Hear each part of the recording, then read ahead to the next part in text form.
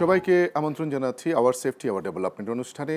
আশা করি সবাই ভালো আছেন। সুপ্রিয় দর্শক, আজকে আমরা আরেকটি গুরুত্বপূর্ণ বিষয় নিয়ে আলোচনায় যাব। সেটি হচ্ছে শিশু খাদ্য। শিশু খাদ্য ও শিশু পণ্যে মাত্রাতিরিক্ত ভেজাল এবং নকল, আমাদের করণীয় কি? আজকে এই বিষয়ে কথা বলার জন্য আমরা আমন্ত্রণ জানিয়েছি দুজন গুরুত্বপূর্ণ অতিথিকে। জনাব বদিউর রহমান, সাবেক চেয়ারম্যান এনবিআর, আপনাকে স্বাগত চ্যানেলস। ধন্যবাদ। এবং হোসেন সোহেল, উদ্যোক্তা সাংবাদিক। কেমন আছেন আপনি? জি, ভালো আছি। আপনাকে স্বাগত। ধন্যবাদ আপনাকে। সুপ্রিয় দর্শক, তার আগে কিছু কথা বলে নিই। বিষয়টা হচ্ছে যে পাউরুটি, জুস, নানা রকমের বিস্কিট এবং মুখরোচক স্কুলের সামনে যে আমরা খাবার খাচ্ছি, বাচ্চাদেরকে খাওয়াচ্ছি, সেই বিষয়গুলো এতটাই ভেজাল এবং নকলে ভরা, যে কারণে আমরা আসলে বুঝতেই পারছি না বাচ্চাদেরকে কি খাওয়াচ্ছি। এই যে ভবিষ্যৎ প্রজন্মকে আমরা দিনের পর দিন এই বিষয়গুলো না জেনে খাইয়ে যাচ্ছি এবং নিজেরাও ধরেন অপারগ হয়ে কখনো কখনো খাওয়াচ্ছি। এগুলোর মধ্যে কি আছে, কি ক্ষতি হচ্ছে, কেন হচ্ছে, আমরা কেন সচেতন হচ্ছি না, এই বিষয়গুলো নিয়ে আজকে কথা বলবো। এবং আজকে আমাদের অতিথিদের সাথে এই বিষয়গুলো কথা বলার জন্য আপনারা যারা আমাদের সাথে থাকবেন, অবশ্যই আমাদেরকে আমাদের ফেসবুক পেজে আপনারা আপনাদের মতামতগুলো জানাবেন এবং এটাও জানাবেন যে আমরা এরপরে অনুষ্ঠানে কার সাথে কথা বলতে পারি। থাকুন আমাদের সঙ্গে। জনাব বদিউর রহমান, আপনি অত্যন্ত শ্রদ্ধাভাজন আমাদের সবারই, এবং আপনি সরকারি আমলা ছিলেন এবং বড় বড় প্রতিষ্ঠানে আপনি সরকারের দায়িত্ব পালন করেছেন। আমার আসলে খুব বেশি প্রশ্ন আপনাকে করতে হবে না, শুধু একটা প্রশ্ন করি।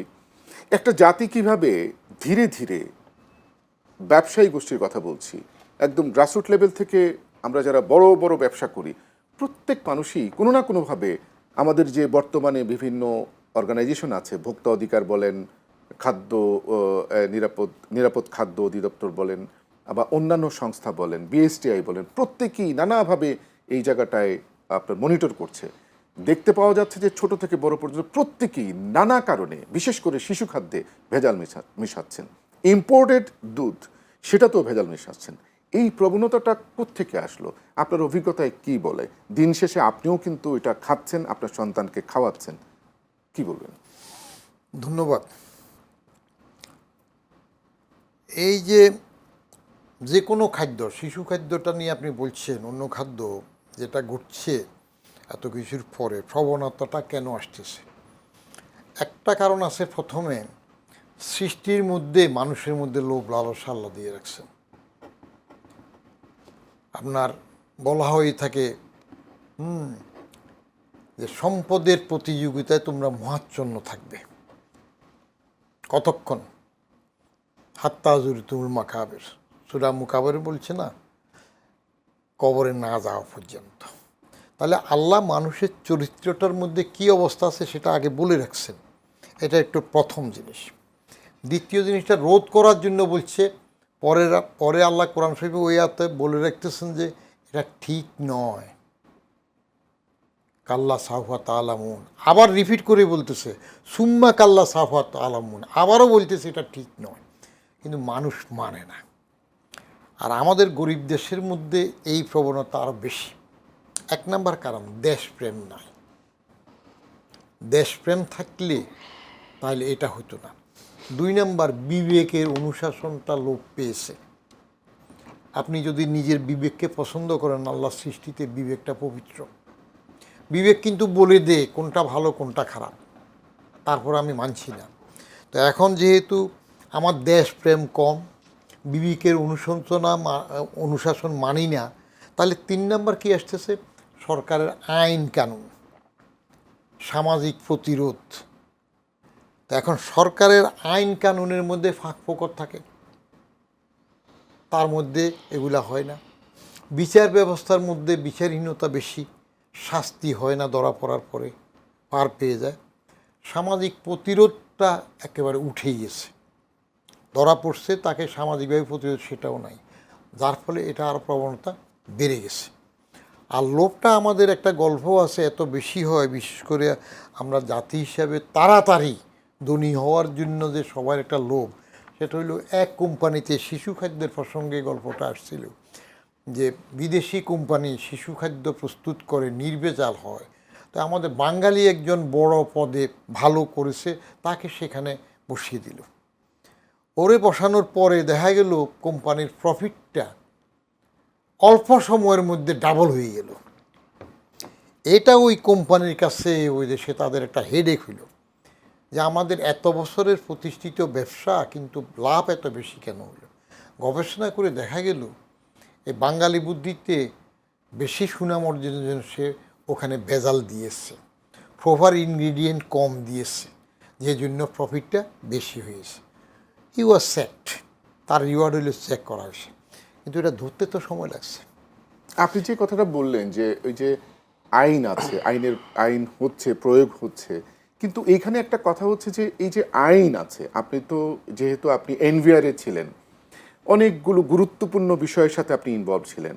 আমরা যে সচরাচর দেখছি যে ধরা হচ্ছে, শাস্তি হচ্ছে, ফাইন অবলীলায় দিচ্ছেন, কিন্তু শাস্তির পরিমাণ এবং মানে আপনার পরিমাণ যেটাকে বলে হচ্ছে জরিমানার পরিমাণ কি আমরা এত কম রাখছি, সে এফোর্ড করতে পারছে, পরবর্তীতে যখন আরও 6 মাস পরে আসবে আবার এটা দিবে, আবার একই কাজ করবে। এই জায়গাটাই কি আমাদের মানে মানে আমরা ঘুরে ফিরে একই মেরিগো রাউন্ডের মতো আছি না, কি বলেন? জি, অবশ্যই আছি।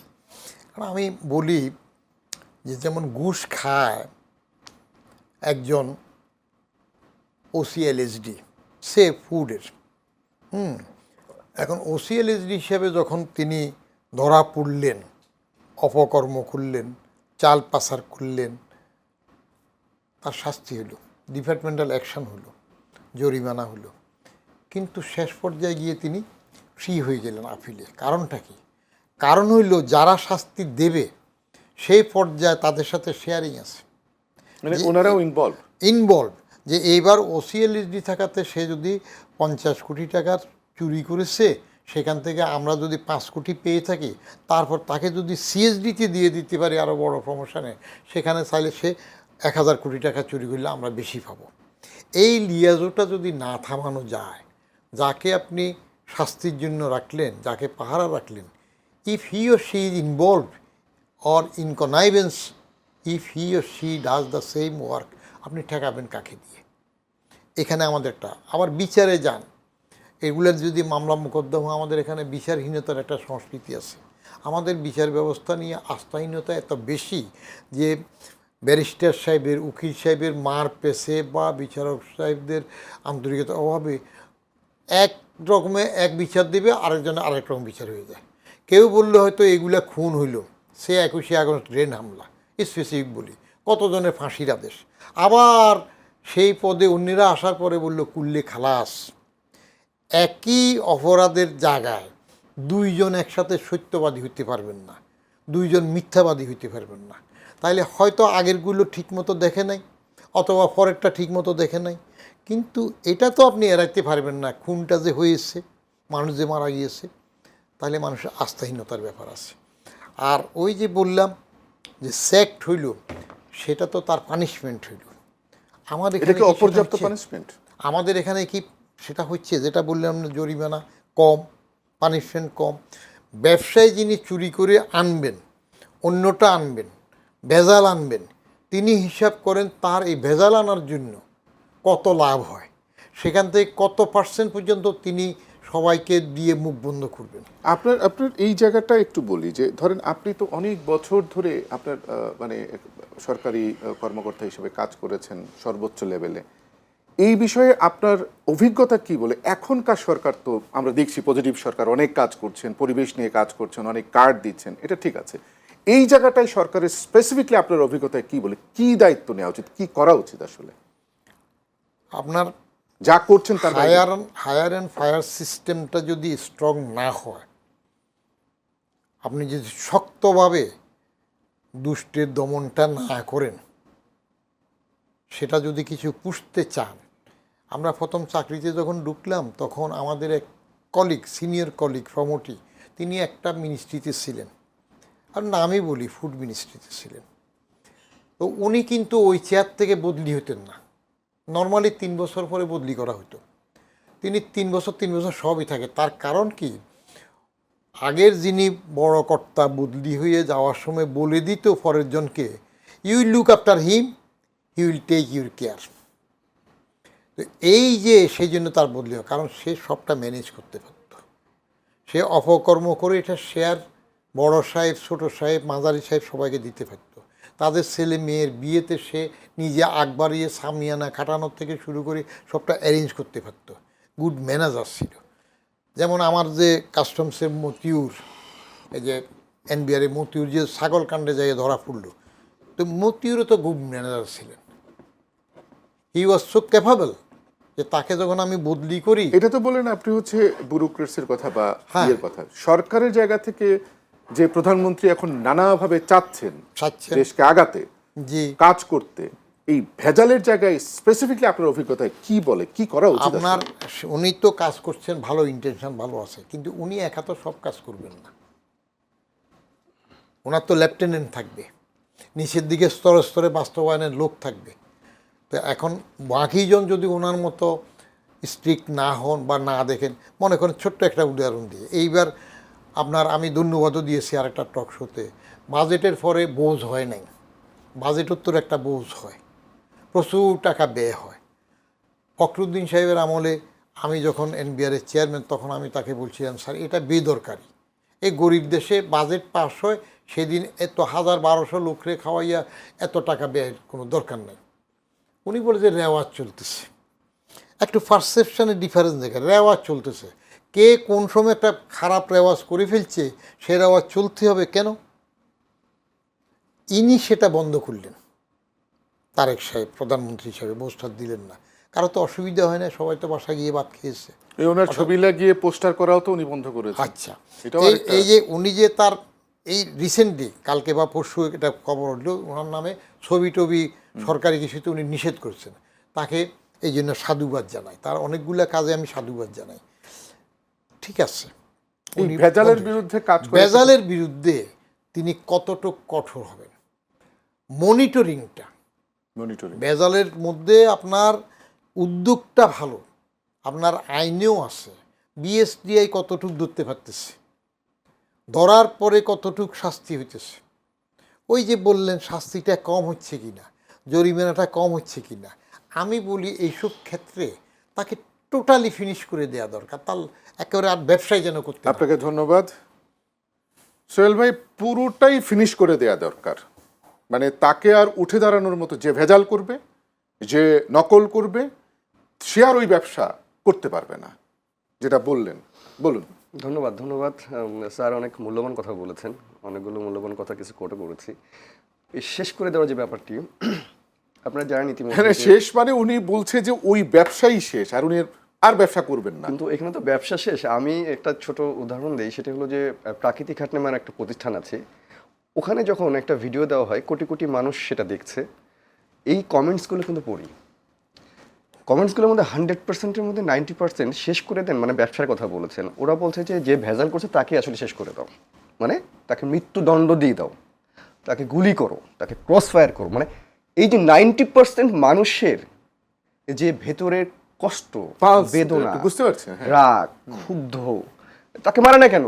মানে অন্য কোনো কাজের ক্ষেত্রে হয়তো বলতো কনসিডার করো, কিন্তু এখানে কমেন্টে সরাসরি বলছে, এবং নারীদের অধিকাংশ, যদি 100-এ ধরি প্রায় 70% নারী বলছে যে মেরে ফেলে দেন, ও তো আমার বাচ্চাকে মেরে ফেলছে। এই যে একটা বিষয় যে আমার বাচ্চাকে মেরে ফেলছে, আমি কমেন্টসগুলো খুব মনোযোগ সহকারে, ধৈর্য সহকারে পড়ি। তো সুতরাং যে কথাটি বলছিলেন স্যার একেবারে ঠিক, যে ব্যবসার করবেন, যদি আপনি ভেজাল করেন তাহলে আপনি ব্যবসায় বন্ধ করে দেবো, ব্যাপারটা এরকম হওয়াই উচিত ছিল। আবার এর পক্ষে কিন্তু আমি নই, সেটি হলো যে ব্যবসা আপনি করবেন, ডেফিনেটলি করবেন, কিন্তু যেভাবে করা উচিত। তো আমি একটু শুরুতে আসতে চাই, আমি একটু শুরুতে আসতে চাই, সেটি হলো যে প্রথমেই কোরআনের কিছু আয়াত দিয়ে স্যার শুরু করেছিলেন। তো আমি বলতে চাই যে প্রকৃতির সৃষ্টির সব কিছুই আসলে মৌলিকভাবে, ইউনিকভাবে তৈরি করেছেন সৃষ্টিকর্তা, এবং যখন মানুষ এই মৌলিকত্ব বা এই ইউনিকনেসের মধ্যে ইন্টারফেয়ার করছে, ইন্টারভেনশন করেছে, তখন থেকে কিন্তু অপ্রকৃতিস্থ হওয়া শুরু করেছে সব কিছুই। তার মধ্যে খাদ্য অন্যতম একটি বিষয়, যে সারা পৃথিবীতে সৃষ্টির সুন্দর সুন্দর সুন্দর সুন্দর রহস্যগুলো লুকিয়ে রয়েছে, সেই রহস্যগুলোকে আমরা যেমন উন্মোচন করছি, তেমনই রহস্যগুলোকে আমরা ডেস্ট্রয় করছি। আমরা বলছি হলো যে কোনো খাবার, একটি প্রাকৃতিক খাবারকে আমরা অপ্রাকৃতিক করছি বেশ ইচ্ছে করে, মজা করে, উৎসাহ নিয়ে, যেটি একটি সময় ছিল, বাট এখন এসে যে জিনিসটি হয়েছে যে এই মৌলিক খাবারটি নষ্ট যখনই করলেন তখন পুরো একটি ইকোসিস্টেমকে নষ্ট করে ফেললেন। এটা একটা কথা। আপনি কি এটাকে এইভাবে বলছেন? গাভী নাই, গরুই নাই, আপনি দুধ বানিয়ে ফেলছেন। দুধ বানিয়ে ফেলছেন। আপনি ইম্পোর্টেড লোকজন, আমাদের অনেক ব্যবসায়ী, খুব ভালো ব্যবসায়ী, বড় বড় কোম্পানি যারা ইম্পোর্ট করছে বাইরে থেকে, টেস্টেড প্রুভড, সেগুলোকে আপনি নকল প্যাকেট করছেন। তা আপনি প্রকৃতি কোথায় এখানে? আমি তো মানে গাভীই তো নাই, দুধ দুধ বানাচ্ছি আমরা কেমিক্যাল দিয়ে। এখন যে বিষয়টা হয়ে গেছে যে আমরা এই অপ্রাকৃতিক যে খাবারগুলো রয়েছে সেগুলো আমরা খাচ্ছি প্রতিনিয়তই এবং নিজেদের দহনে নিজেরাই এবং প্রতিবাদ করতে গিয়ে আবার ধরেন আপনারা নানাভাবে হয়রানির শিকার হচ্ছি। তো আমি ওই যে মজা করে স্যারের সঙ্গে কথা বলছি, স্যার তো শুরুতেই বলেছিলেন যে আসলে যদি আমরা হক কথা বলতে যাই তাহলে হয়তো আপনি আমাকে মারবেন, তারপরে হয়তো আমাকে মামলা দিবেন, তারপরে হয়তো আমাকে মেরেই ফেলে দিবেন। হ্যাঁ, কিন্তু এগুলো করতে গেলে তো স্টেমিনা দরকার আছে। আপনাকে তো ভালো খাবার খেয়ে এই সমস্ত চিন্তা করতে হবে যে আমি কাকে অ্যাসল করবো, কাকে মেরে ফেলবো, এটা তো মাস্টার প্ল্যানিং। ভালো খাবার খেলে তো ভালো বুদ্ধি আসবে। আপনি তো ভালো খাবারই খাচ্ছেন না, মানে যেভাবে আপনি আমাকে হয়তো প্ল্যানিং করছেন যে আমাকে অ্যাসল করবেন, তো সেটা সেভাবে করতে পারবেন না। ভালো খাবার খাচ্ছেন না। পৃথিবীতে যুগে যুগে এরকম ঘটনা ঘটছে, কিছু মানুষ দাঁড়িয়ে যায় অন্যায় এবং ভেজাল এবং নকল, যেটা মানুষের ক্ষতি করে, কিছু কিছু মানুষ এটা দাঁড়িয়ে যায়। সেখানে লোকজন দাঁড়াবে, সে ক্ষতির চিন্তা করে দাঁড়াবে না, সে জনগণের চিন্তা করে, মানুষের চিন্তা করেই দাঁড়াবে। এখন আমরা আসলে মোদ্দা কথা কিছু কথা বলি, সেটি হলো যে কেস স্টাডিতে যাই। বর্তমানে একটা আমের মৌসুম, এই আমের মৌসুমের মধ্যে সবচেয়ে বড় যে ঘটনাটি আমাদের ঘটে থাকে, আপনারা দেখে থাকবেন গেল 3 বছর 4 বছর আগে বড় রকম একটা যে ফরমালিন দিয়ে আম পাকানো রাখানো এরকম একটা ব্যাপার উপরে অনেক আম নষ্ট করে ফেলা হয়েছে। পরবর্তীতে এই অভিযান আবার মুখ থুবড়িয়ে পড়ে যায়। কি জন্য? যে যারা আসলে অভিযান পরিচালনা করলেন তাদের মধ্যেও মাছে ফরমালিনের ব্যাপারটা খুব বড় ছিল একসময়। প্রাণীজ সম্পদের মধ্যে ফরমালিন দিয়ে আপনি একটা সাস্টেইনেবল একটা মেটা তৈরি করতে পারেন, কিন্তু আসলে ফসলের মধ্যে বিশেষভাবে সবজি বা আপনি ফলের মধ্যে ফরমালিন দিলে সেটা কিন্তু যে টিকে থাকবে, অনেক দিন থাকবে, এটা ভুল ধারণা। 24 ঘন্টা থেকে 48 ঘন্টার মধ্যে এটা আসলে বাষ্পীভূত হয়ে চলে যায়। তো ওটা নিয়ে আমার কোনো সে নেই। বিষয়টা হলো যে এরপরে কি করছে, এরপরে হলো কার্বাইড দিচ্ছে। সবচেয়ে বড় সমস্যা, সবচেয়ে বড় রকম একটা দুরবস্থা হলো যে আমে কার্বাইড দিচ্ছে। আমি আজকে কাঁচা পারলাম বাগান থেকে, এরপরে আমি ট্রাকে করে পাঠিয়ে দিলাম 24 ঘন্টার মধ্যে আপনার কাছে, অথবা 48 ঘন্টার মধ্যে আপনার কাছে আসার আগে আমটা হলুদ হয়ে গেছে, আমটা পেকে গেছে। এই যে আমি বলছি প্রাকৃতিক এবং অপ্রাকৃতিক জোর করে সৃষ্টিকর্তার বাইরে বিরুদ্ধচারণ করে আপনি যে ইন্টারভেনশনটা করলেন, সেটাকেই বলছি যে অপার্থিব, একেবারেই যে বড় রকম। আমরা বলছি যে এটা অ্যাটেম্প টু মার্ডার। কেননা আপনি এটা জেনোসাইড মূল্য, কোনো ভুল হবে না এখানে। কেননা এই আম একজন দুজন না, আপনি জানবেন কিছুদিন আগে 15 দিন আগে কয়রাতে খুলনার একই পরিবারের সন্ধ্যাবেলা বাজার থেকে আম নিয়ে যেয়ে 5 সদস্য মিলিয়ে খাচ্ছিলেন, রাতের বেলা খেয়ে দিয়ে শুয়েছেন, মধ্যরাতে 5 জন অসুস্থ হয়ে গেলেন, ভোর রাতে একজন মারা গেলেন, 4 জন খুব গুরুতর অবস্থায় এখনও চিকিৎসা নিচ্ছেন। 15 দিন হয়ে গেছে, আমি খবর গতকালকেও নিয়েছি। কি জন্য? আম খেয়েছেন। ভাই আম তো আমি খাবো, কিন্তু আমটার মধ্যে আপনি কি দিলেন? এমন কি দেওয়ার কারণে আপনি আমাকে মেরে ফেলেন? তার মানে অ্যাটেম্প টু মার্ডার। এটা তো একটা পরিবারের স্টাডির কথা বলছি, কিন্তু সারা বাংলাদেশের সিনিয়র কিন্তু সেম। তার মানে আপনি 10 লক্ষ মানুষকে বা 10 কোটি মানুষকে আম খাওয়াচ্ছেন, 10 কোটি মানুষকেই, আমি বলছি না ঠিক আছে 9 কোটি ধরলাম, আপনি মার্ডারে করছেন। অ্যাটেম্প টু মার্ডার, হত্যা চেষ্টা করছেন আপনি। তো যে যখন আমি ধরছি, আপনারা কিছুক্ষণ আগে বলছেন, আপনি যে বলেন হত্যা চেষ্টা, হ্যাঁ, আসলে কি সে জানে যে এটা খেলে মানুষ মরে যাবে? স্যার ওই জায়গাটাই আমি বলতে চাচ্ছি, সেটি হলো যে পানিশমেন্টের তো ব্যাপার রয়েছে। আমরা কি কখনো কাউন্সিলিং করেছি যারা আসলে এই কর্মকাণ্ডগুলো করে? ইন্দোনেশিয়া একটা বড় রকম উদাহরণ হতে পারে, এখন বড় রকম পর্যটনের একটা হাব, যেখানে তারা 100%-এর মধ্যে 95% একেবারে অকৃত্রিম খাবারগুলো টুরিস্টকে খাওয়াচ্ছেন, নিজেরাও খাচ্ছেন। হ্যাঁ, কিন্তু তাদের মধ্যে এই সমস্যাগুলো ছিল। কিন্তু তারা যেটা করেছে, যে এলাকায় থাকুক না কেন, সে এলাকাতে যে পণ্য বিক্রি করুক না কেন, তাদেরকে একটা কাউন্সিলিংয়ের আওতার মধ্যে নিয়ে আসতে হবে। আমি আস্তে আস্তে গোড়ার দিকে যাব, যদিও এটি একটি ব্যাপার, বড় একটি ব্যাপার। সে তো জানে না যে কার্বাইড দিলে আপনি আমাকে পুরো একটা ক্যান্সারের একটা লাস্ট স্টেজে নিয়ে চলে যাচ্ছেন, আজকে না, বাট 5 বছর পর, 10 বছর পর। এই যে কাউন্সিলিং না থাকার কারণে সে কিন্তু, আমি বলছি সাস্টেনেবল, আমি বলছি না তার ব্যবসা গুটিয়ে দিতে হবে। প্রথম থেকে আমি বলছি এর বিরুদ্ধে যে ব্যবসা গুটিয়ে দিতে হবে এমন না, লাইসেন্স বাতিল করতে হবে না, এগুলো পরের হিস্টোরি, আর পরে বলছি। কিন্তু আপনি ব্যবসা করুন, কিন্তু কাউন্সিলিং যে করতে হবে, এই বাংলাদেশের 20 কোটি মানুষেরই আসলে কাউন্সিলিং দরকার, সত্য কথা। বিভিন্ন বিভিন্ন এই কাউন্সিলিংটা কে করবে? এই কাউন্সিলটা অবশ্যই রাষ্ট্রীয়ভাবে করতে হবে, প্রশাসনিকভাবে করতে হবে। কেন? এই কাউন্সিলিংগুলো করুক। এই কাউন্সিলিংয়ের মধ্যে বলতে হবে যে তুমি তো এইভাবে করতে পারো না বাবা, তুমি এইভাবে করলে এই মানুষটা এইভাবে ক্ষতিগ্রস্ত। যখন এই অভিযানগুলো চলছে, বিএসটিআই চলছে, আমরা ভোক্তা অধিকার সংরক্ষণ দেখছি, ফুড সেফটি অথরিটি দেখছি, প্রত্যেকে যে কি হয়েছে এটা করেছেন। দেখেন, আপনাকে কিন্তু বলে দিলাম আপনি কিন্তু এই কাজটা করতে পারবেন না, আপনাকে 2 লক্ষ টাকা জরিমানা, আপনাকে 1 বছরের জেল, আপনাকে 6 মাসের জেল। ব্যাপারটা ও বুঝতেই পারলো না, স্যার আমি তো বুঝিই নাই স্যার, ব্যাপারটা এই হলে যে এই হয় আমি তো আসলে বুঝি নাই স্যার।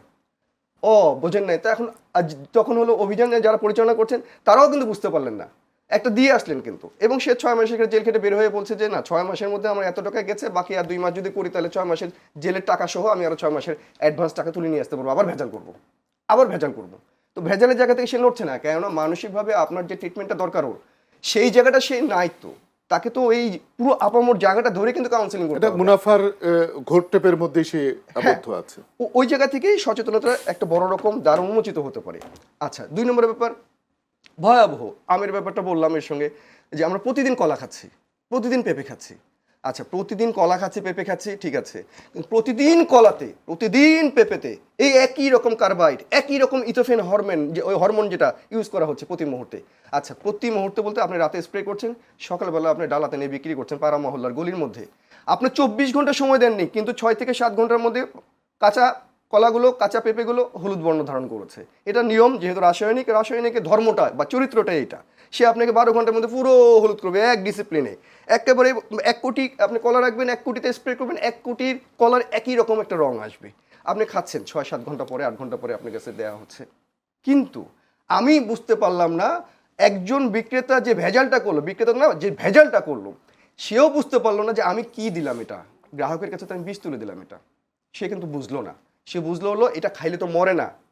আমি দেখেছি, মানে ভেজালকারী মনে করে এটা খাইলে তো মরে না, বেশি হলে কি হয়, ডায়রিয়া হয়, বেশি হলে কি হয়, বমি হয়, বেশি হলে এ হয়, মরে তো যায় না। কিন্তু ভেতরে যে মরে গেল, মানে একটা সাস্টেনেবল রোগ যে বাসা বাঁধলো ভিতরে, ওর মধ্যে এটা নেই তো। কিন্তু এই যে আপনার হরমোনটা স্প্রে করলেন অথবা আপনি কার্বাইডটা যে দিলেন, এই হরমোন কার্বাইড দেওয়ার পরিপ্রেক্ষিতে আপনাকে পিএইচআই এটা মেনটেন করতে হবে। পিএইচআই একজন ভেজালকারীকে বলবেন তুমি কি পিএইচআই মেনটেন করো? স্যার এটা কি কইলেন?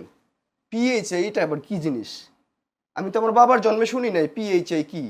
তো পিএইচআই হলো এটা প্রি হারভেস্ট ইন্টারভেল। আপনি একটি হরমোন ইউজ করতে পারেন, ঠিক আছে, প্রাকৃতিকভাবে।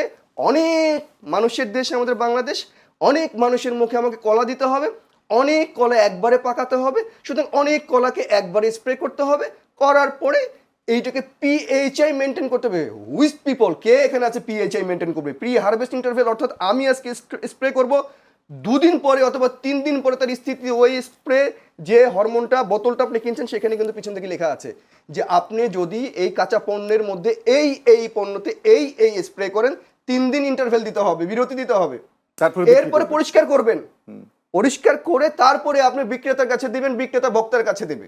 যেটা সোহেল ভাই বলছিলেন যে আমরা এমন একটা জায়গা তৈরি করতে পারলাম না, প্রান্তিক লেভেলে যারা এই ভেজালটা মেশাচ্ছে, কেমিক্যাল মেশাচ্ছে শিশু খাদ্যে, সব খাদ্যে, তাদেরকে তো একটা কাউন্সিলিং দরকার। ওই লোক তো জানে না কনসিকুয়েন্সটা কি।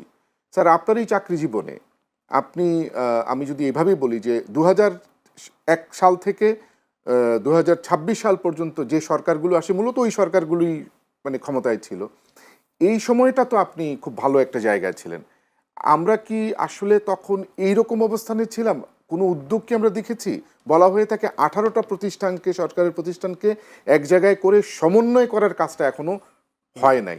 আপনি কি বলবেন স্যার যে এই সরকারের আমলে আপনি তো অনেক মানে ভালো কথার, ভালো কাজের প্রশংসা করেন, আপনার কি মনে হয় স্যার যে সরকারকে এখন সময় হয়েছে এই সরকারকে বলা যে এই সমন্বয়টা করে, কাউন্সিলিং করে মানুষকে সজাগ করা, অথবা স্যার আপনি একটু আগে বললেন তার ওই ব্যবসাকে ফিনিশ করে দেয়া?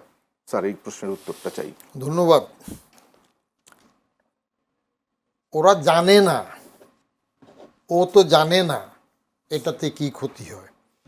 এই জিনিসটা আংশিক সত্য হতে পারে, পুরো সত্য নয়। তার কারণ মানুষের খুব সচেতন, ঘরে ঘরে টেলিভিশন আছে। আপনার টেলিভিশনে ভেজাল নিয়ে কত অনুষ্ঠান করতেছে, বারবার বলতেছে, বিএসটিআই যখন যায় তখন বলতেছে আপনার জ্ঞান পাপি যদি হয়, লাভ পর্যন্ত ভালো, একার যোগ হয়ে যখন লোভ হয়ে যায় তখন আপনি থামাতে পারবেন না। জানে আপনি যতজন এরকম করতেছে তাদের বেশিরভাগ লোক জানে। আমি নিজে যে আড়ত থেকে কলা কিনি সেখানে আমি জিজ্ঞেস করি, কথা বলি। আমি তো সিম্পলভাবে সবার সাথে মিশি, যে কলা আমি যখন 1 ডজন কলা নিয়ে গেলাম আড়ত থেকে একটু সস্তায় হয়, যে বললো যে এটা কালকে ফাঁকবে। তাহলে তো কালকে কেমনে ফাঁকবে, এখন তো কালো। বলে যে আমরা দিয়েছি একটু ছিটা দিয়েছি, হ্যাঁ স্প্রে, কালকে পাকবে। তো এখন একটা আমি এরপরে একবার এটা পাকে না, 7 দিনে 5 দিনেও পাকে না, তখন ফেরত নিতে গেলাম, এটা তো যেমন কাঁচা তেমনই রয়ে গেল। বলে স্যার এটার মধ্যে বোধহয় স্প্রে পড়ে নাই আর কি। তো জানে না কেমনে, সে যখন স্প্রে বুঝে স্প্রে দিলে পাকে, তো বললাম যে আপনি এটা দিচ্ছেন কেন, না দিলে এটা নিজে নিজে পাকবে না।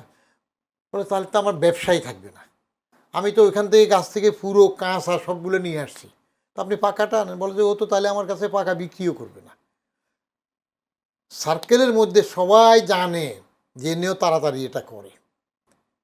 আমি এবার ওই যে আমাদের একটা এনজিও আছে বন্ধুর, ও প্রত্যেক বছর তার পাহাড়ে বাগান আছে, ওখান থেকে কিছু আম পাঠায়, ওটার মধ্যে কোনো ভেজাল নাই, তারা নিজেরা এটা চাষ করে নির্ভেজাল আনে, কাঁচা থাকে। স্বাদ ওইটার সাথে ভেজালেরটা আর একটু হবে। এই যেগুলোতে আপনার কার্বোহাইড টার্বোহাইড কি দিচ্ছে না, ওটা উপর দিয়ে লাল, তো কাটলে দেখবেন ওই যে আটির পাশে দিয়ে কিন্তু সাদা সাদা রয়ে গেছে, এবং কাঁচাও থাকে, কাঁচাও আটিটা থাকে, কাঁচা সাদা থাকে। সাদাও থাকে। তো আপনি খাচ্ছেন, আমি খাচ্ছি, সে বুঝলো না, কথা ঠিক না। আমাদের যে কতগুলো প্রতিষ্ঠান আছে বলতেছেন, সেই প্রতিষ্ঠানগুলো প্রচার করতেছে, প্রচার কিন্তু কম হচ্ছে না। চরিত্রগতভাবে ওই যে লাভের জন্য সবাই অস্থির হয়ে যায়, শর্টকাটে পেতে চায়, পাকানো পর্যন্ত রাখতে চায় না। মানে আমরা কি ম্যাক্সিমাম মানুষ এই প্রান্তিক লেভেলের ব্যবসায়ীকে আমরা এরকম হ্যাঁ, স্যার, খারাপ হয়ে গেছে? আমি একটু যদি স্যার ইন্টারাপ্ট করি আপনার বেশিরভাগ সঙ্গে। বেশিরভাগ কিন্তু এটাতে যাচ্ছে, জানে জানে জানে না এমন না। ওই যে উনি একটা মূল্যবান কথা বললেন, ও তো বুঝে বড় জোর একটু পেট ব্যথা করবে, নাহলে একটু ডিসেন্ট্রি হবে, মরবে তো না। স্যার একটা মিনিট, কি আপনি কি বলেন। বলতেছেন? স্যার বলতে চাচ্ছিলাম সেটা হলো যে মেসিভ ক্যাম্পেইনের কথা যেটা বলছেন, যে আমার জানা মতে এই মানে চ্যানেল এস ছাড়া কোনো টেলিভিশন আজ পর্যন্ত ফুড সেফটির উপরে কোনো সিরিজ প্রোগ্রাম করেছে আমি দেখি নাই স্যার। আমি আপনার সঙ্গে একটু মতবিরোধে স্যার এখানে যেতেই পারি।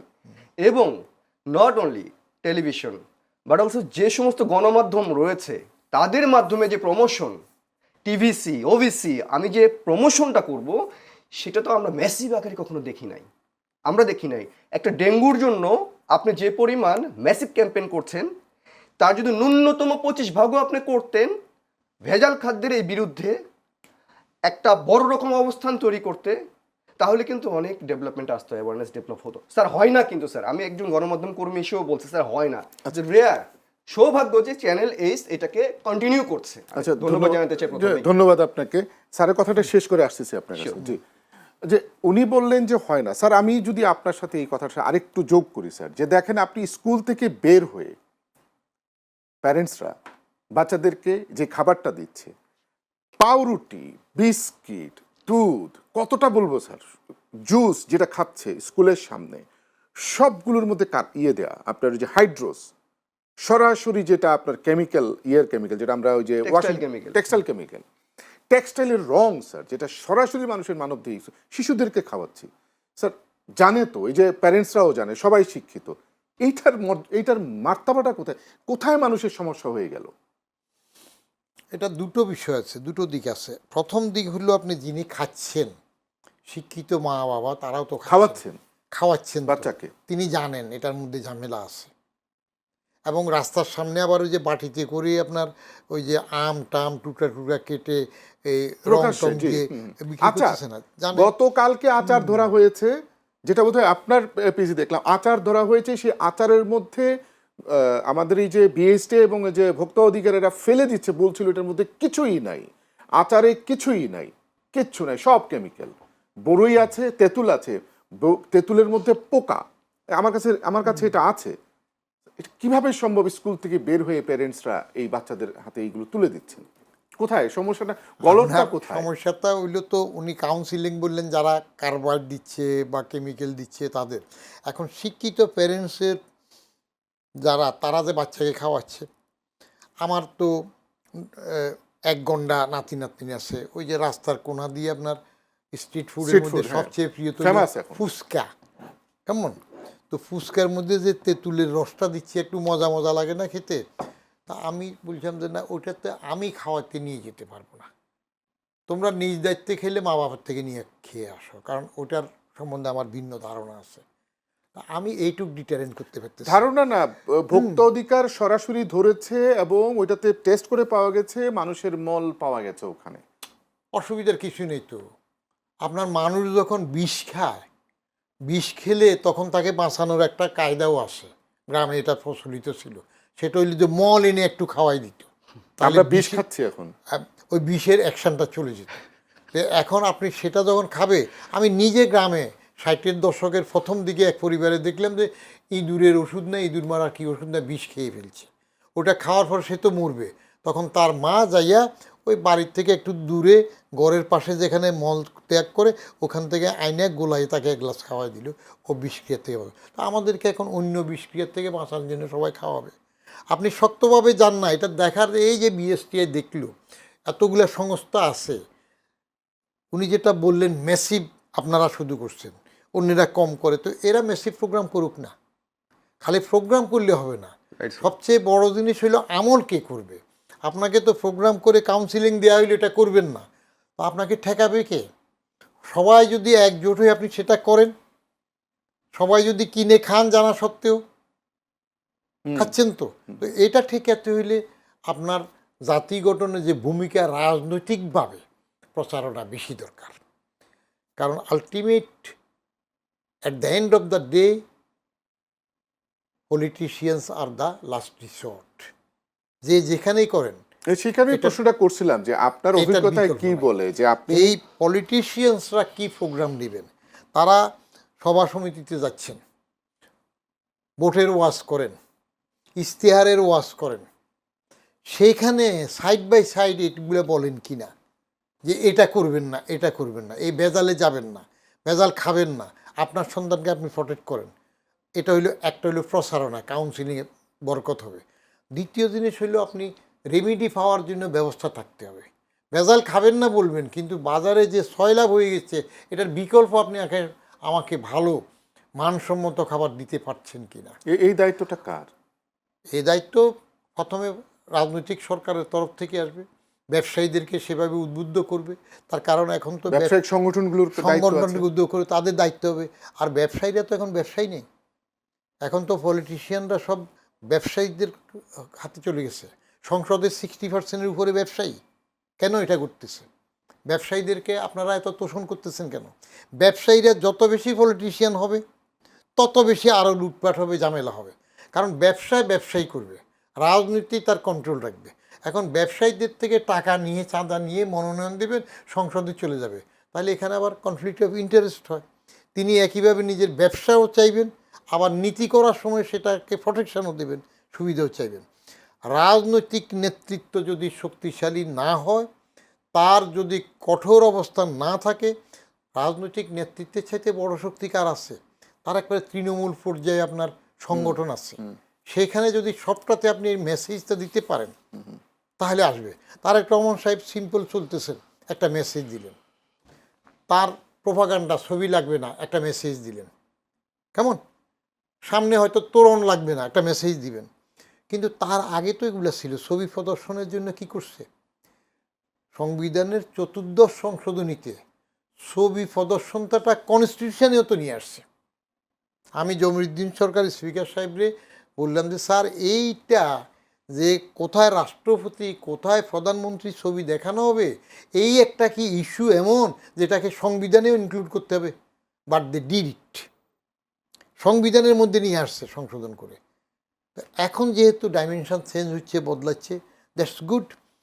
রাজনৈতিক নেতৃত্বের কঠোরতা যদি ধাপে ধাপে তৃণমূল পর্যায়ে পৌঁছানো যায়, তাহলে দেখবেন যে ভেজালের একটা সামাজিক প্রতিবন্ধকতা সৃষ্টি, রাইট, সামাজিক আন্দোলন। সামাজিক আন্দোলন হবে। জি, আপনি বলছিলেন যে আপনার সামাজিক আন্দোলন, তো সামাজিক আন্দোলন বলতে আমরা যেটা বুঝি সেটা হচ্ছে সামগ্রিকভাবে দেশের মানুষ যখন সচেতন হবে তখন তো আন্দোলনটা তৈরি হবে, কেউ না কেউ তো মানে হুইসেল ব্লোয়ার হতে হবে। তো ধরেন এই যে হুইসেল ব্লোয়ার হলো, সামাজিক আন্দোলন হলো, তর্কের খাতিরে ধরে নিলাম, কিন্তু সেইখানে সরকারের পক্ষ থেকে স্পেসিফিক কি কোনো একটা সিদ্ধান্ত, কোনো একটা কিছু করা উচিত কিনা, যেটা আপনি বললেন যে একটা অর্গানাইজেশনাল একটা ফর্ম যদি তৈরি করা যায় 18টা প্রতিষ্ঠানের সমন্বয়ে, এই তাহলেই তো আপনার ধরেন এগুলোকে একটা উদ্যোগে নেওয়া যায়। এটার বিষয়ে আপনার কি বলবেন? এটার বিষয় হলো, প্রথম কথা হলো যে আমরা সামাজিক আন্দোলনে চলে গেছি, কিন্তু তার আগে ধরুন আমাদের মিস্টার প্রাইম মিনিস্টার যিনি আছেন, মাসে যদি 10টা জনসমাবেশ বা 10টা সমাবেশে যদি মানে অন্তত 10 সেকেন্ডের জন্য একবার করে বলে থাকেন, দিন শেষে একটি কথা, ভেজাল মুক্ত বাংলাদেশ আমরা, ভেজাল খাদ্যমুক্ত বাংলাদেশ আমরা গড়ব। এই যে একটা লাইন, বেশি সময় লাগে না তো, 10 সেকেন্ডের মধ্যে হয়ে যায়। উনি মাসে যদি এটাকে ক্রনোলজিক্যাল রুটিন করেও যদি বলেন এবং এটা যদি প্র্যাকটিসে নিয়ে আসেন, সেখান থেকে কিন্তু সার্কামস্টেন্স চেইন অফ কমান্ড চলে যাবে একদম নিচ পর্যন্ত। একজন মাদ্রাসা, যেমন মিরপুরে একজন ইমাম সাহেব আছেন মসজিদের, উনি কিন্তু সবসময় এমনই কাউন্সিলিং করেন। সেদিন দেখলাম যে খাদ্যের, ভেজাল খাদ্যের উপর চমৎকার খুতবা দিচ্ছেন, মানে খুতবার একটা অংশে। আপনাকে এই জায়গাটা একটা প্রশ্ন করি যে আমাদের একজন আমাদের এই যে ফেসবুক পেজের একজন আমাদের ফলোয়ার আমাদেরকে বলছিলেন, উনি আমাদেরকে রেগুলার দেখেন, বলছিলেন যে আপনি ভেজাল নিয়ে কথা বলছেন, আমার কাছে একটা প্রস্তাব আছে। আমি স্যারকে বলি, চমৎকার প্রস্তাব লেগেছে। সেটা হচ্ছে উনি বলছিলেন যে আমাদের মসজিদে খুতবা হয়, বাংলাদেশের প্রত্যেকটা মসজিদে ইমাম সাহেব যদি জাস্ট 10 সেকেন্ড যদি বলে, আর যাই করেন অন্তত খাদ্যে ভেজালটা দিয়েন না। এটা সামাজিক আন্দোলনের এটা অংশ। সামাজিক আন্দোলনের অংশ। আপনি এই কথাটাই বলতেছেন। সামাজিক আন্দোলন আমি বলছি যে এই জন্যই বলছি যে কোথা থেকে আসলে আমাদের উত্তরণটা আমাদের হবে, মানে আমরা হতে পারি। একটি ধরেন বিজ্ঞান স্কুলের সামনে জিলাপি বিক্রি করছেন একজন, বড় বড় মচমচে, এত সুন্দর দেখতে, এবং আপনারা কিছুক্ষণ আগে আলোচনা করলাম, আমরাও শুনলাম, সেটি হলো যে গার্ডিয়ানরা কিনেও দিচ্ছেন। আচ্ছা, 100% গার্ডিয়ান যে কি জানে যে ওই জিলাপির মধ্যে হাইড্রোজ দেওয়া আছে? রাইট, জানে না, জানে না। কিন্তু 50 ভাগ 60 ভাগ, কিন্তু 30 ভাগ কবে জানবে? 30 ভাগ সুপ্ত অবস্থায় আছে। তো আমি বলি, ওই এলাকায় যদি মাস্তানও থেকে থাকে, গুন্ডাও থেকে থাকে, ওই এলাকায় চোর চামারও থেকে থাকে, ওই এলাকায় যত রকম বড় টপ মোস্ট ভালো ভালো পোস্ট এলিট পার্সনও থেকে থাকে, ভাই দিন শেষে তো হলো আপনার আমার বাচ্চাই খাচ্ছে। গুন্ডা তোমারও খাচ্ছে বাচ্চা, আমি আছি মানুষ, আমারও খাচ্ছে বাচ্চা। দিন শেষে আমরা এক একটা পোস্টেড মানুষ হতে পারি, কিন্তু ছেলে মেয়ে শিশুগুলো, যেহেতু আজকের বিষয় শিশু খাদ্য, তো শিশুগুলো কি দোষ করেছে?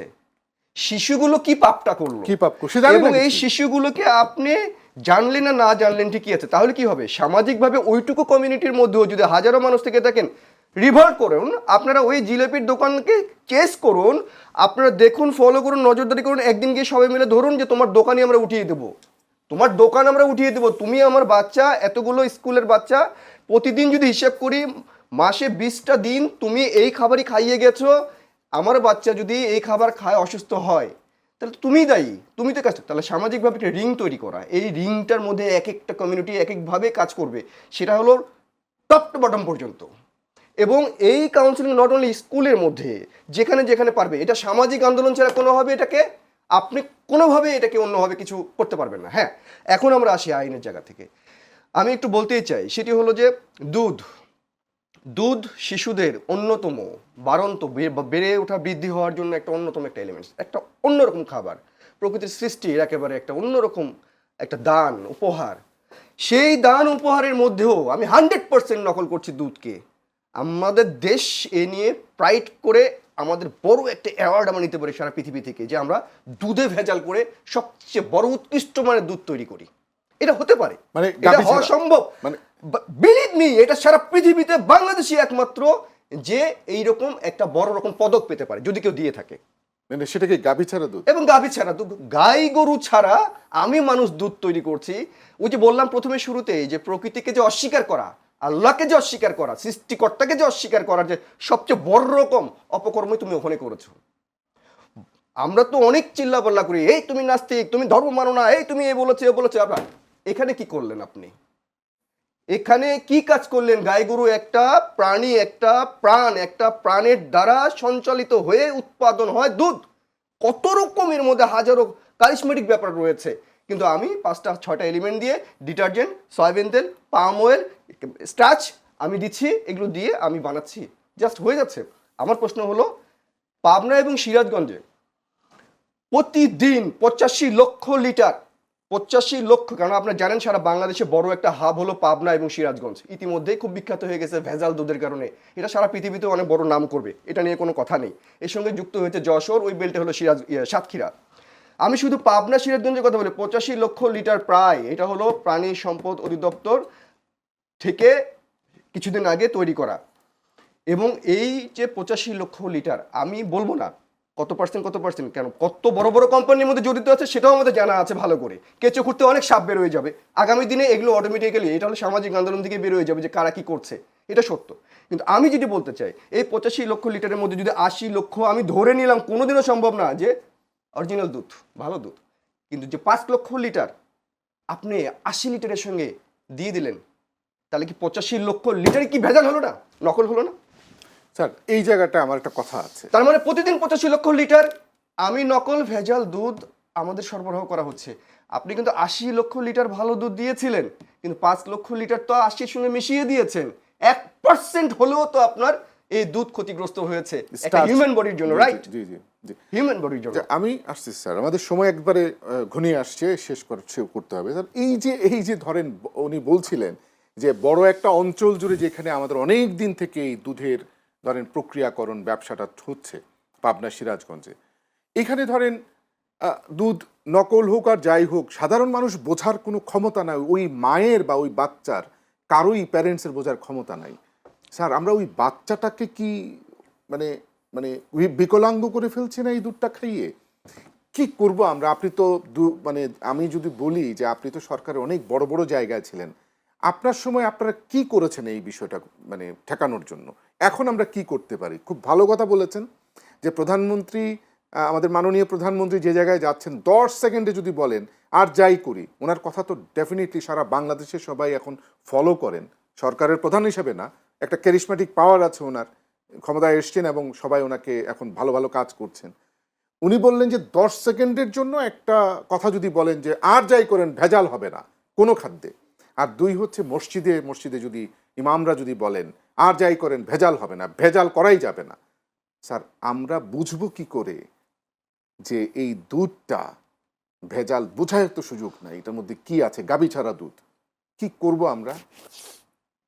আপনার এই অনুষ্ঠান তো নিশ্চয়ই অনেকে দেখবেন।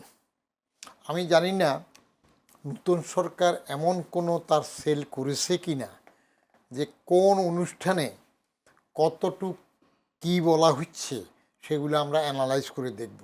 যদি এরকম একটা সেল থাকে এই সরকারের জন্য আরও ভালো হবে, যে ক্রিটিকরা কী বলতেছে, কোন পয়েন্টটা হাইলাইট করতেছে, সেখান থেকে যদি কিছু জিনিস সরকার নিতে পারে ভালো, তাহলে এই যে কথাটা সাজেশন রাখলেন এটা নিশ্চয়ই তারা ফলো করবে। কেমন যে সরকার প্রধান, একটা পয়েন্ট আমাদেরকে দেন, সরকার প্রধান এটা ফলো করবে।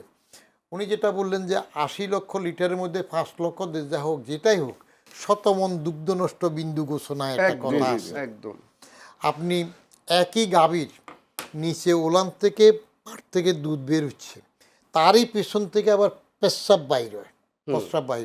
তো ওই একই গাভীর 100 মণ দুধের মধ্যে যদি ওখানে পেছনের 1 ফোঁটা প্রস্রাবও দিয়ে দেওয়া হয়, তাহলে এই শতমন দুগ্ধ নষ্ট বিন্দু ঘোষণা কেমন নষ্ট হবে।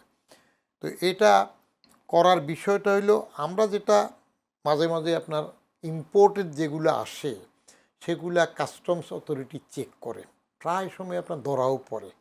কিন্তু আমাদের একটা দুর্ভাগ্য যে যেভাবে হোক সবটা ধরা সম্ভব হয় না। কিছু আবার সম্ভব হয় না। কেন সম্ভব হয় না? কিছু হইল আপনার বৈজ্ঞানিক টেস্ট করার ঘাটতি আছে, বিএসটিআই সবটাতে যাইয়া ধরতে পারে না, তার জনবলের অভাব আছে বলে, কিংবা নিজেদের কিছু অবহেলা আছে। এরপরে যাইয়া যেটা থাকে কিছুটা আপনার আপোষ হয়ে যায়, অনেক সময় আপোষ হয়। ওই আপোষের লোভটা যতদিন থাকবে, আপোষ মানে কি? ওই যে আপনার লেনদেন হয়, এখন সোজা কথা ঘুষ। আমি একটু যুক্ত করতেছি স্যারের সাথে, স্যারকে সহযোগিতা করতে চাই। সেটি হলো 2019 সাল থেকে 2026 সাল পর্যন্ত আমরা সেফ ফুড রাইটস বাংলাদেশ নামে একটা সংগঠন, যেটা ইতিমধ্যে আমরা রিসার্চ করে পেয়েছি। ইন্টারেস্টিং ব্যাপার হলো যে 2019 সাল থেকে 26 সাল পর্যন্ত কত অভিযান হয়েছে এবং কাদের কাদের অভিযানে আসলে অভিযুক্ত করা হয়েছে, কোন পণ্যটা বাতিল হয়েছে বা লাইসেন্সটা বাতিল হয়েছে, তার কোনো মাস্টার ডাটা নেই। খুব ইন্টারেস্টিং, খুবই হাস্যকর ব্যাপার। থাকবে না তো মাস্টার ডাটা নেই।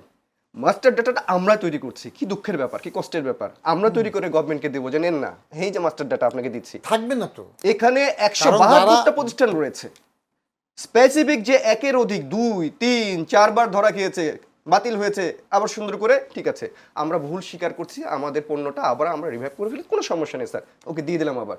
এই যে মনিটরিং, মাস্টার ডাটা যখন নেই তখন আপনি মনিটরিংটা কি করে করছেন? ও তো একবার ভুল করেছে। চোর তো চোরা তো শোনে না শুনে ধর্মের কাহিনী, একবার তো চুরি করে ধরা খেয়েছো, ওকে ডান, তুমি যে ভালো মোল্লা হয়ে গেছো সেটা তো বলছি না, দুবার মনিটরিং বা দুবার যে চুরি করছে না সেটা মনিটরিং করছে জি আসি না তো। দুবার মনিটরিং এর কোনো সমস্যা নেই, আমাদের সময় শেষ স্যার, মাত্র মানে 30 সেকেন্ড সময় স্যার, একটু বলেন। আমরা আসলে উনি যেটা বললেন যে ডাটা নেই, আপোষে কাজ করলে তো ডাটা থাকবে না। সঠিক। আপনি যখন কম্প্রোমাইজ হয়ে গেলেন, গিভ অ্যান্ড টেকে কম্প্রোমাইজ করতেছেন, সেখানে তো আপনি ডকুমেন্টারি এভিডেন্স রাখবেন না, রাখলে তো তাকে আপনি ফ্যাসিলিটিস দিতে পারেন না। অতএব সেই জন্য আপনার দেশপ্রেমটা দেশপ্রেম তো জনগণের, জনগণের না, সবাই। আপনি জনগণের দেশপ্রেমের সাথে যারা চাকরি করে তাদের দেশপ্রেমের বিষয় থাকতে হবে। আমি ওইটাই বলছি। হ্যাঁ, ওখানে যদি ওটা না থাকে তাহলে আপনি সরে না শুনে ধর্মের কাহিনীর অবস্থা হবে।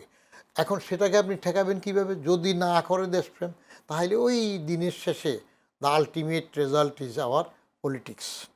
সেই সরকার যদি প্রথম মন্ত্রী, প্রধানমন্ত্রী একটা নির্দেশনা দিলেন, সেটা তার মন্ত্রী সবার মধ্যে ছড়িয়ে যাবে, তার উপদেষ্টাদের মধ্যে ইমপ্লিমেন্টেশনে যাবে, তারপরে ওইটা তার এই যে সংসদে বসে সমস্ত এমপিরা যদি সেটা ফলো করেন, তাহলে স্তরে স্তরে স্তরে স্তরে তৃণমূল পর্যায়ে সেটাকে ছড়াতে হবে। এটা শুধু রাজনৈতিকভাবে হলে বেশি ফলপ্রসূ হয়, তার কারণ ডিটারেন্ট হিসাবে রাজনৈতিক কর্মী শক্তি বেশি। ইমাম সাহেব ওয়াজ করতে পারেন কিন্তু শাস্তি দিতে পারেন না, ব্লক করতে পারেন না।